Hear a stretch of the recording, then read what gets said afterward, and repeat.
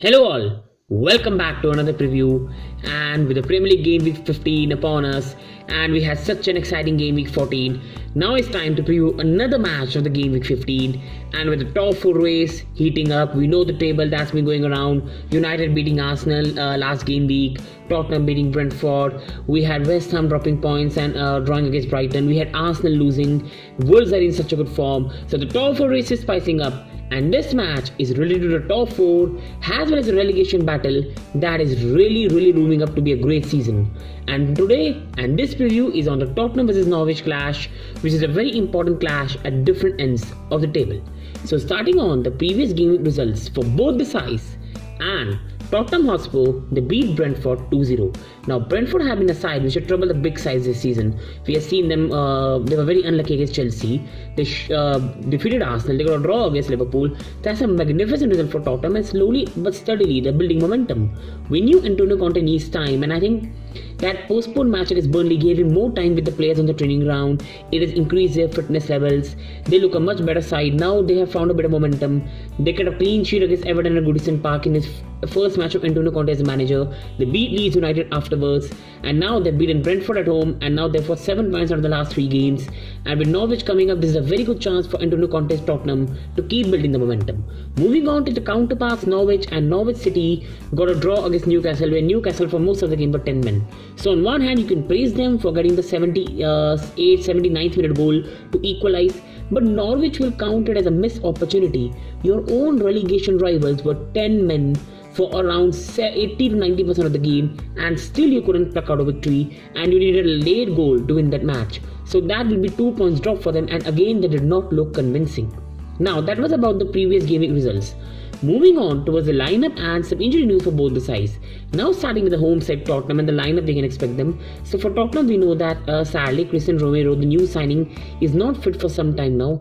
So therefore sadly he will not be available. And also with Christian Romero, we know the Lo Celso is also out.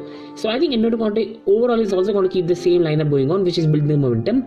And that is with, especially they did not play Burnley, the match was postponed, so Tottenham players are fully fresh, so they can play a match in 3 days, and then Europa Conference League they will mostly rotate, and then again the Premier League match will come next week. So it's going to be Hugo Lloris as the goalkeeper, it's going to be Eric Dyer, Davinson Sanchez, and it's going to be Ben Davies as a back three. Then it's going to be at the right Emerson, at the left wing back is going to be Regulian, who is really enjoying life in AntonioConte, like what Marcus Alonso did at Chelsea, and then in the middle is going to be Højbjerg, and then it's going to be young Skip, and the front three is going to be Lucas Moura, is going to be Heung-min Son, and it's going to be Harry Kane. Now slowly Harry Kane is looking more sharp, Heung-min Son look very sharp, so there are good signs if you are a Tottenham fan.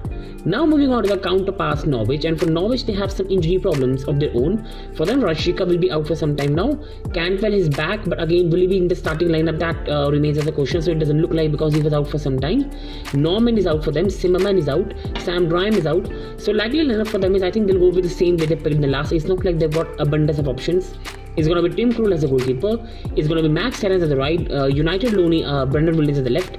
It's going to be Henley, and it's going to be Ben Gibson in the middle.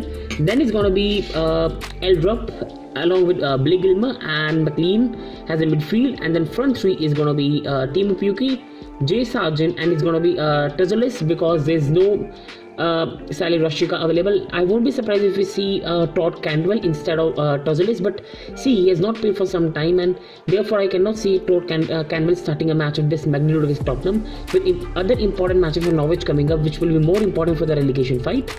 So this was about the likely lineup and the injuries that we both sides have, and the lineup we can expect from both the managers.